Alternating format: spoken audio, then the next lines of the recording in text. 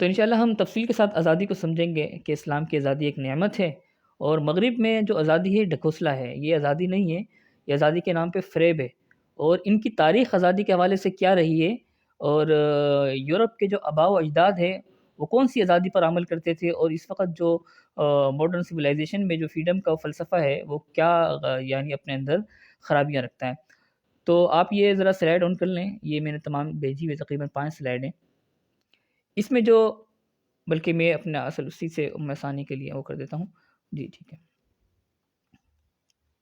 سب سے پہلے ہم نے آزادی کے حوالے سے تعریف کی ہے پہلی سلائڈ میں کہ مغربی تصور آزادی کیا ہے۔ اس پر میں کچھ بات بھی کر چکا تھا کہ تعیین خیر و شر کا حق، مغربی کہتا ہے تعیین کا حق ہونا چاہیے۔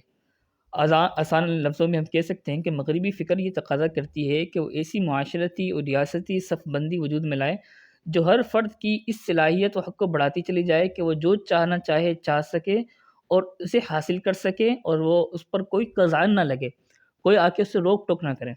ٹھیک ہے، دوبارہ اس کو میں دہرا دیتا ہوں کہ ایسی صف بندی وجود میں لانا چاہتی ہے جو ہر فرد کی اس صلاحیت و حق کو بڑھاتی چلی جائے کہ وہ جو چاہنا چاہ رہا ہے چاہ سکے، یعنی اپنی خواہشات کو پورا کر سکیں اور کوئی اس پہ قزان نہ ہو۔ آگے دوسری سلائڈ ذرا دیکھیں کہ مذہبی تصور آزادی کیا ہے۔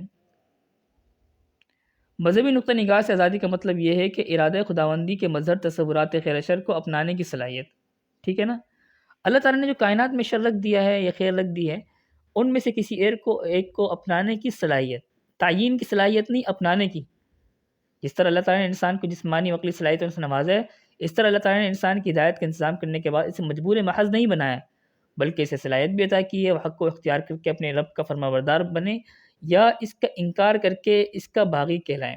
یعنی انسان کو ول دیا گیا ہے، فری ول دیا گیا ہے، اختیار کسب دیا گیا ہے۔ مذہب کے طے کردہ خیر و شر میں سے کسی ایک کو اپنانے کی صلاحیت یا ٹھیک ہے، یہ ہمارے مذہب کا آزادی ہے۔ کوئی چاہے تو کافر ہو جائے، من شاء فلیؤمن ومن شاء فلیکفر لکم دینکم ولی دین لا اکراہ فی الدین قد تبین الرشد من الغی ومن یکفر بالطاغوت ویؤمن باللہ فقد استمسک۔ تو قرآن مجید میں جو یہ ہے نا، جو چاہے یہ کرے جو چاہے یہ کرے، اس کا مطلب یہ نہیں ہوتا کہ ہر شخص اپنی جو ہے ایک خیر اور اپنی ایک شر کی تعیین کر لے۔ جس کو ہم جنس پرستی ٹھیک لگ رہی ہے، کسی کو زنا ٹھیک لگ رہا ہے، کسی کو سود اچھا لگ رہا ہے، کسی کو یہ لگ رہا ہے کہ بھائی معاشرے میں جو خواتین کا لباس چھوٹا ہونا چاہیے اور وہ پردہ نہ کریں، کسی کو یہ لگ رہا ہے کہ جی معاشرے میں یعنی دینداری کی فضا اور شرم و حیا کی فضا اچھی نہیں ہے، تو وہ اپنی مرضی سے جو چاہے خیر و شر کے پیمانے طے کرے، اس کی اجازت مذہب نہیں دیتا۔ تو امید ہے کچھ آپ کو آزادی کے بارے میں تعیین اور اختیار کرنے کا فرق سمجھ آ گیا ہوگا۔ اچھا، اب کچھ حقیقت سمجھے اب کہ اسلام میں آزادی کیا ہے۔ اسلام دین فطرت ہے، اور وہ دین فطرت جو ہے فطرت سلیمہ کے تقاضوں کو پورا کرنے کے لیے آیا ہے، اس کو دبانے کے لیے، اس کے گلا گھٹنے کے لیے نہیں آیا ہے۔ اسلام کا پورا نظام حیات اس بنیادی تصور پر مبنی ہے کہ آپ کو کہیں بھی اس میں قانون فطرت سے تصادم نظر نہیں آئے گا۔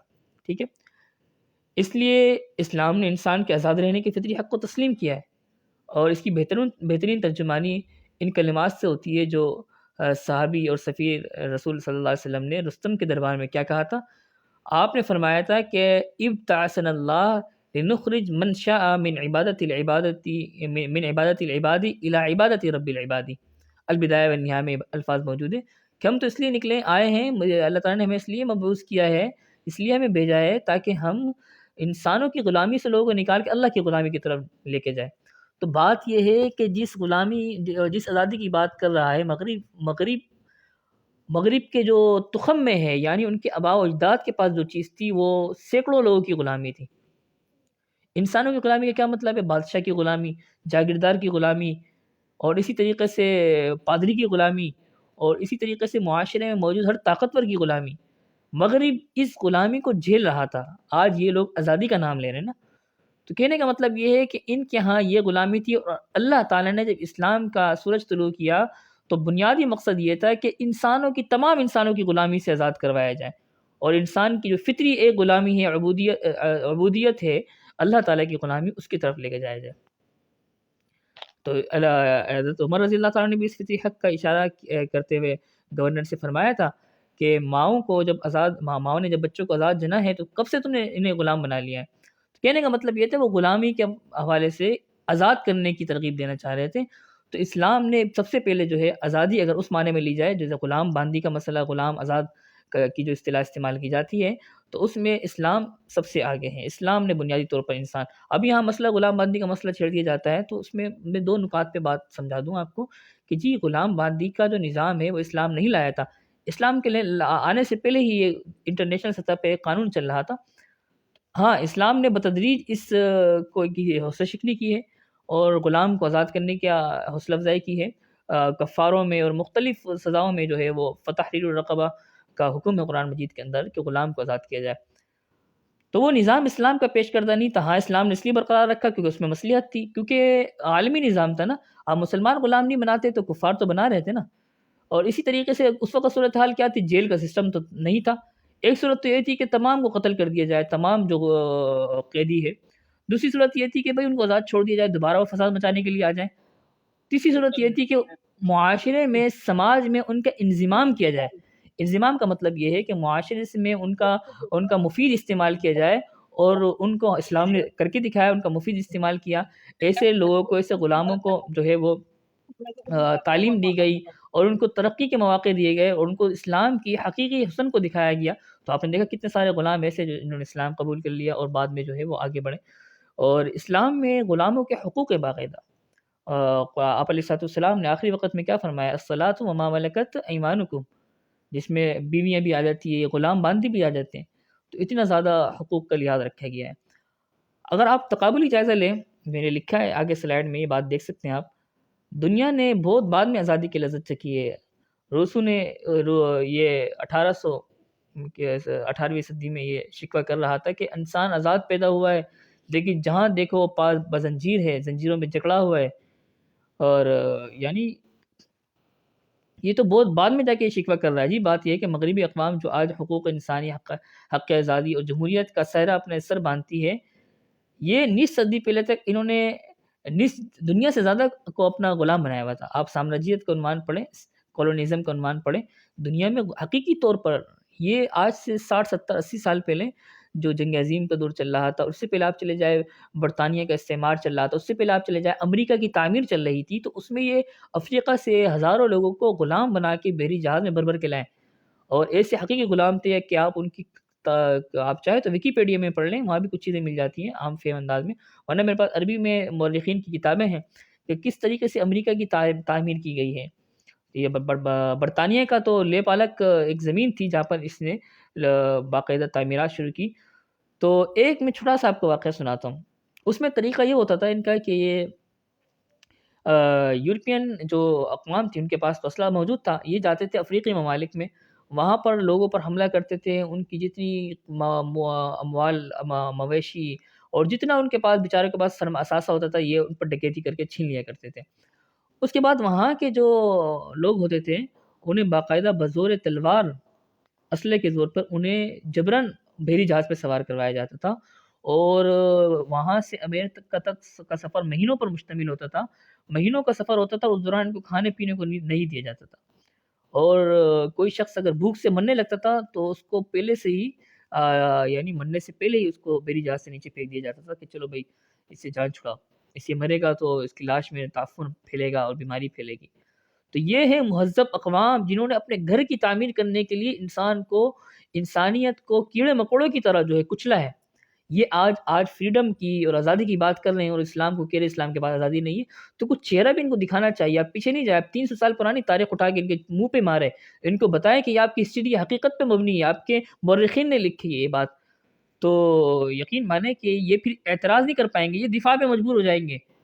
تو حقیقت یہ ہے کہ تہذیب جدید جو ہے وہ اقدام کر رہی ہے تو وہ ہمارے طرز عمل کی وجہ سے ہے کہ جی ہم ہر وقت ایکسپلین کر رہے ہوتے ہیں کہ جی نہیں ہمارے اسلام میں کوئی ظلم زیادتی نہیں ہے کہ جی ہم نے بڑے حقوق دیے ہیں.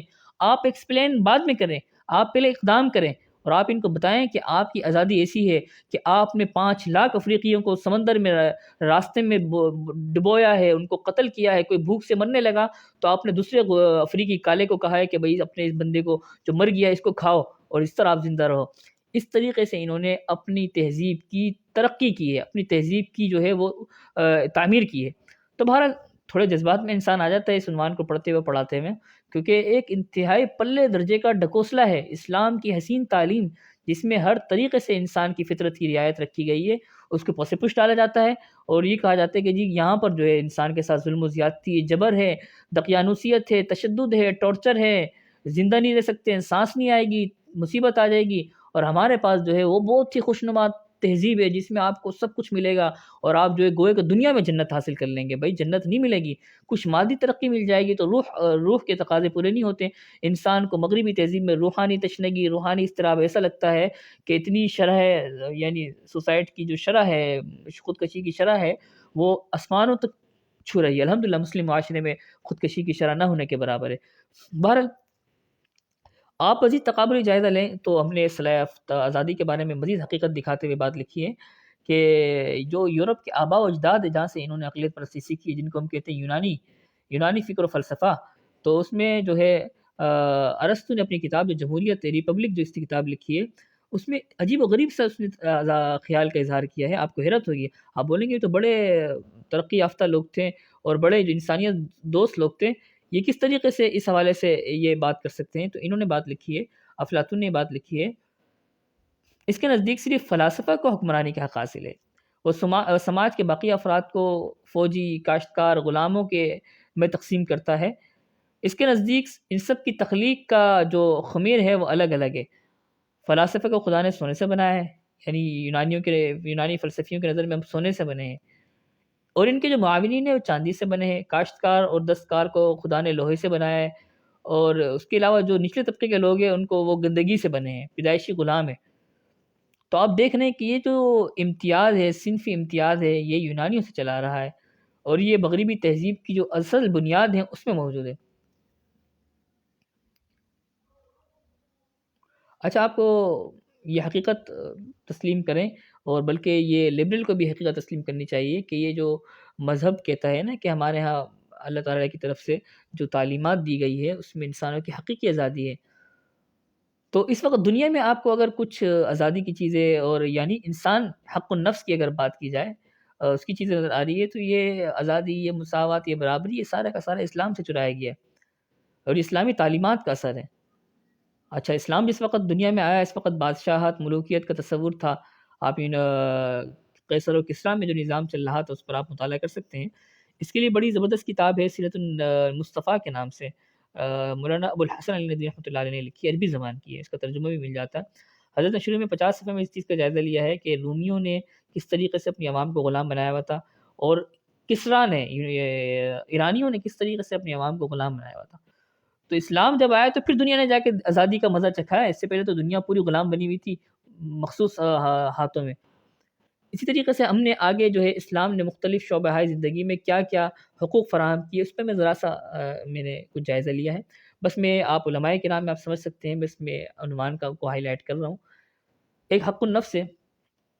حق النفس کا مطلب ہے زندہ رہنے کا حق، کوئی کسی کو قتل نہیں کر سکتا۔ اسلامی معاشرے میں اس کی سزا قصاص ہے، اور جہاں جب تاریخ گواہ ہے جب مسلمانوں نے اپنے قوانین پر عمل کیا تو اسلامی معاشرے میں قتل و غارت گری، ڈکیتی نہ ہونے کے برابر تھی۔ کیوں؟ کیونکہ حق النفس سے بھائی کوئی کسی کو قتل نہیں کر سکتا۔ کعبۃ اللہ کی حرمت سے زیادہ انسان کے نفس کی، مسلمان کے نفس کی جو ہے حرمت ہے۔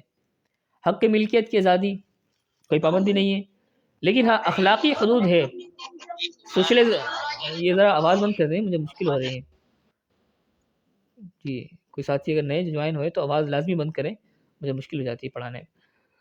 تو اسلام میں جو آزادی کا، یہ جو میں نے آپ کے سامنے چارٹ بنایا ہے بہت اہم ہے، اور یہ بہت سی کتابوں کا خلاصہ ہے، اور ہماری فقہ میں جو حقوق کی بحث ہے اس کا خلاصہ ہے۔ ہمارے ہاں حق ملکیت کی آزادی ہے۔ اچھا، اس معنی میں آزادی نہیں جیسے کہ کیپٹلزم دیتا ہے جو چاہے جس طرح چاہے زر کماؤ، نہیں۔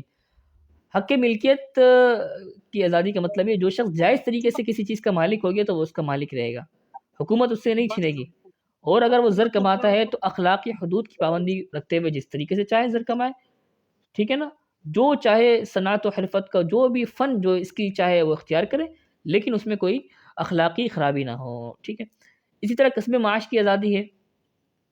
عزت آبرو کا حق ہے، کسب معاش کی آزادی میں نے بات کر دی ہے، عزت و آبرو کا حق ہے، کوئی کسی کے ساتھ جا کے اس کی جو ہے وہ عزت نفس کے ساتھ نہیں کھیل سکتا۔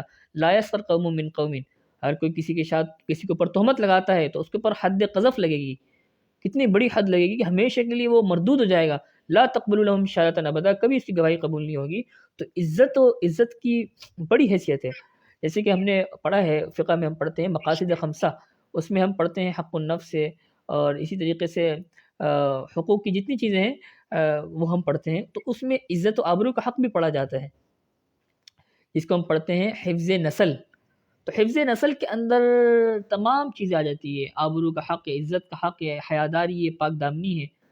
اسی طرح عدل و انصاف ہر شخص کا حق ہے. کسی پر ظلم ہو گیا تو کوئی بھی شخص جا کے قاضی القضاء کے پاس جا کے شکایت کر سکتا ہے. اسلام کا آئیڈیل جو نظام ہے اس میں آپ نے پڑھا ہے کہ بادشاہ وقت بھی وہ دربار میں وہ قاضی کے سامنے آ کے ہاتھ باندھ کے کھڑا ہونا پڑتا ہے اسے. بہت سے واقعات آپ کو اس حوالے سے مل جائیں گے. تو جو چاہے جس پر اگر ظلم ہو تو وہ کھلے عام جا کے اپنے ظلم کا شکوہ کر سکتا ہے. ٹھیک ہے. اسی طریقے سے آزادی اظہار رائے.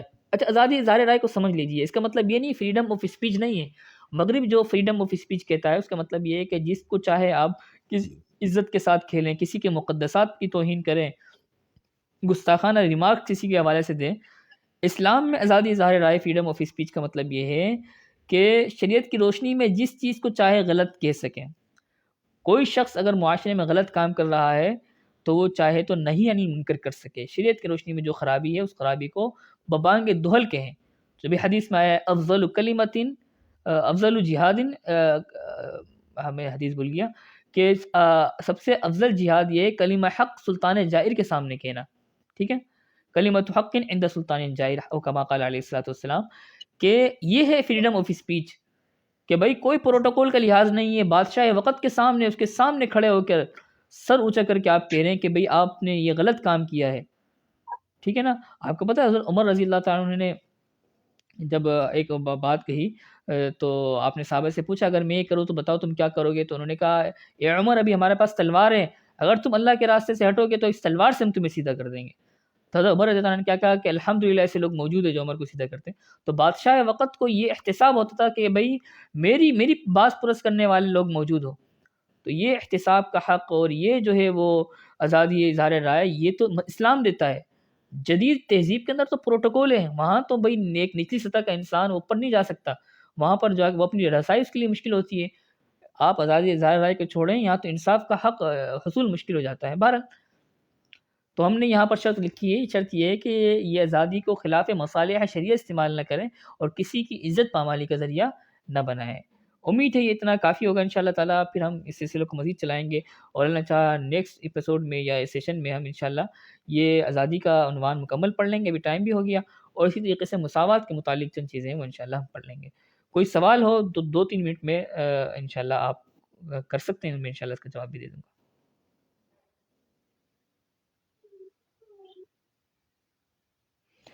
کسی بھائی کو کوئی سوال ہو آزادی کے فلسفے سے متعلق، یہ اسلام کے کسی تصور پہ کوئی اعتراض ہو، کسی سے کوئی اشکال سونا ہو تو وہ کر سکتے ہیں، انشاءاللہ میں آپ کو جواب دے دوں.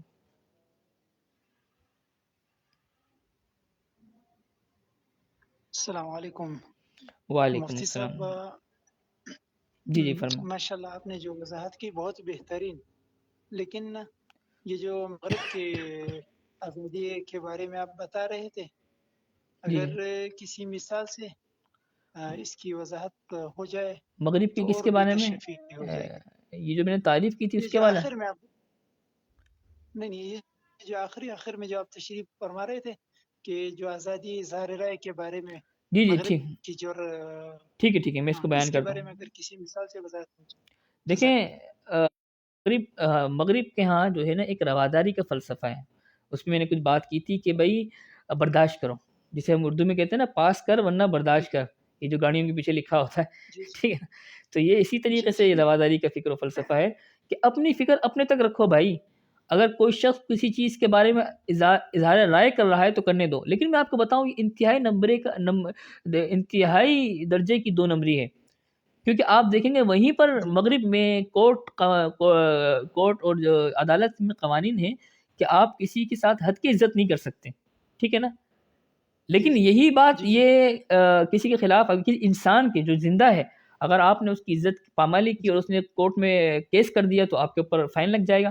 آپ قید کر لیے جائیں گے، لیکن وہیں پر یہ آزادی ظاہرہ استعمال کرتے ہیں انبیاء کرام کی توہین کرنے میں۔ آپ دیکھتے ہیں ہر ہاں دوسرے تیسرے سال یورپ کے کسی ملک میں نعوذ باللہ آپ علیہ السلام کے گستاخانہ خاکے بنائے جاتے ہیں، گستاخی کی جاتی ہے، فلم ریلیز کی ہاں جاتی ہے، قرآن مجید کو جلایا جاتا ہے۔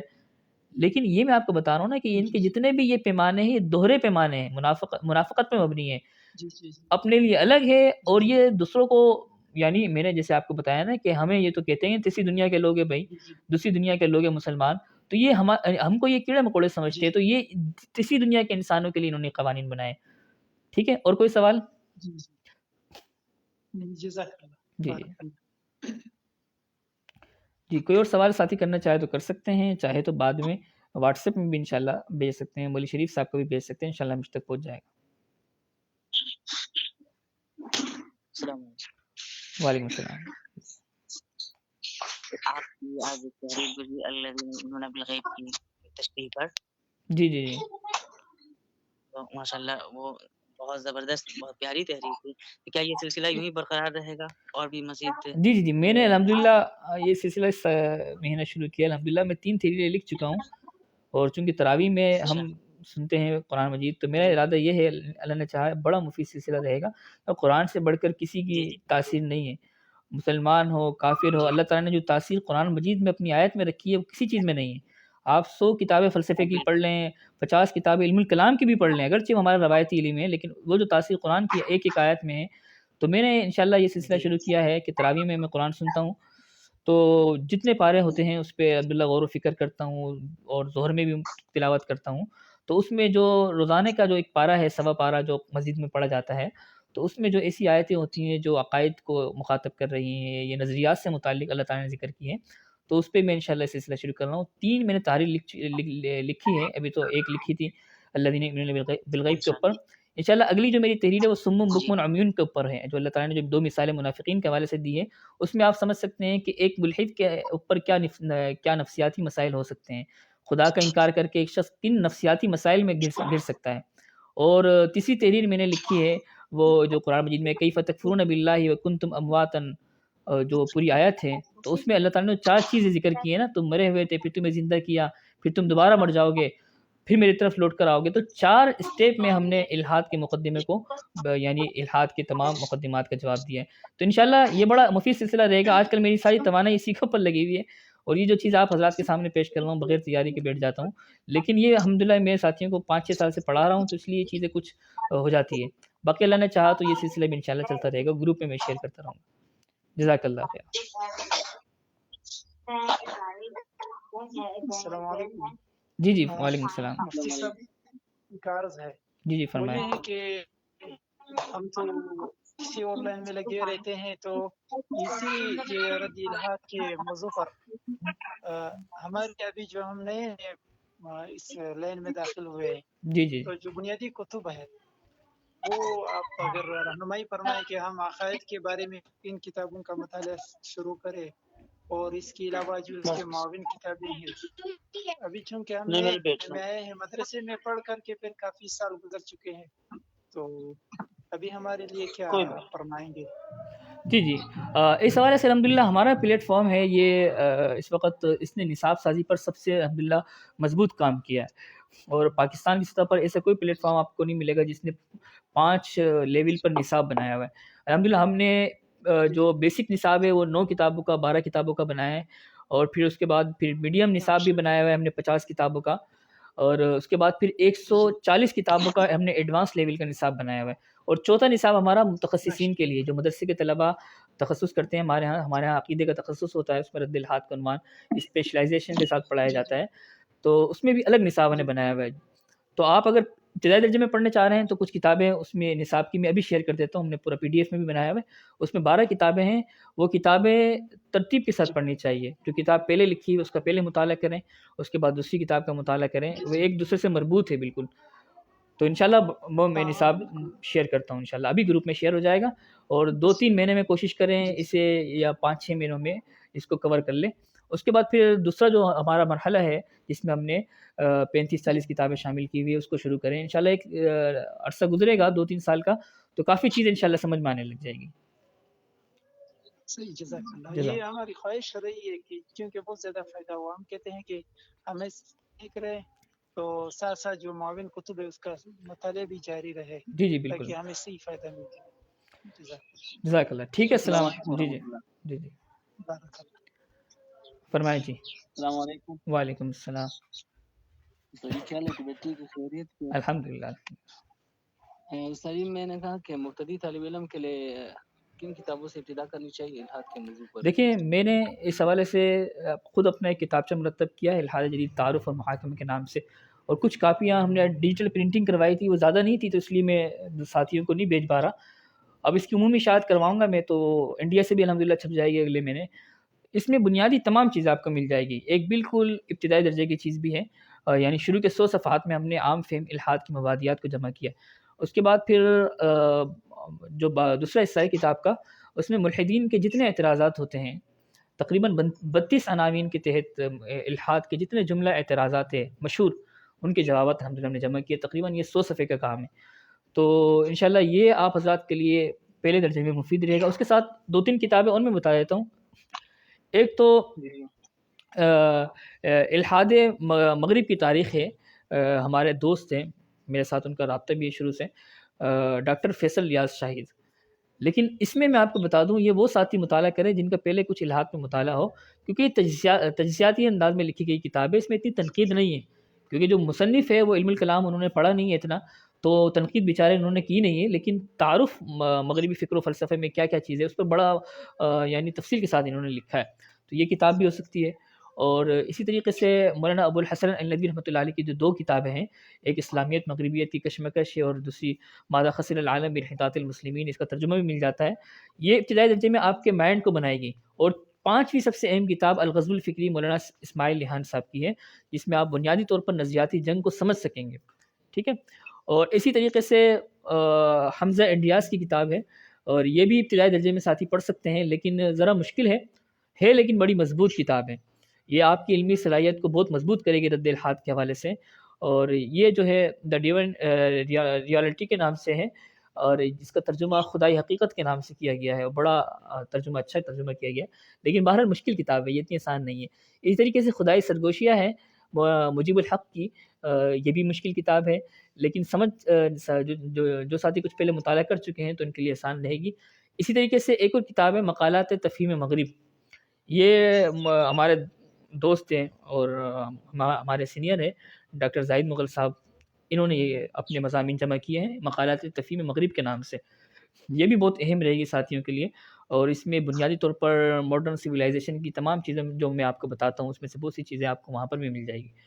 اور اسی طریقے سے ڈاکٹر رشید ارشد صاحب کی سیکولرزم کے نام سے کتاب ہے، اور دکتور سفر الحوالی کی بھی سیکولرزم کے نام سے کتاب ہے، یہ بہت اہم ہے، 600-700 صفحے کی کتاب ہے، اور اردو ترجمہ اس کا ہو چکا ہے۔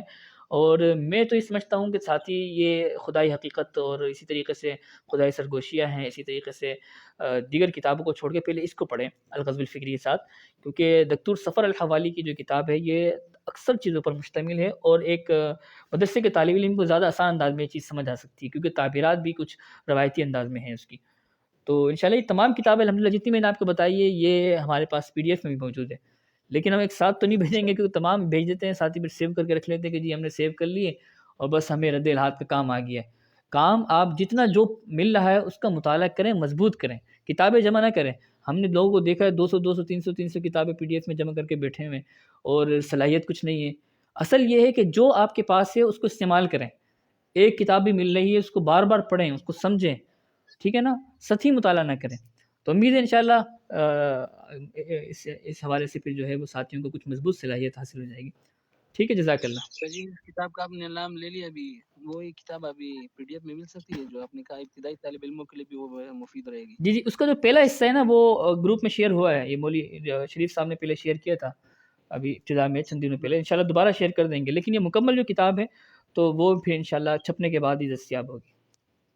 جی بالکل سر، میں نیا ایڈ ہوا ہوں، اسی لیے میں نے کہا اگر دوبارہ شیئر کی جائے تو بہت جی مہربانی دوبارہ شیئر 2-3 کتابیں اور شیئر کر دیں گے جس کا میں نے ابھی تعارف کرایا، ٹھیک ہے، جی بالکل، جزاک اللہ، جزاک اللہ۔ السلام علیکم۔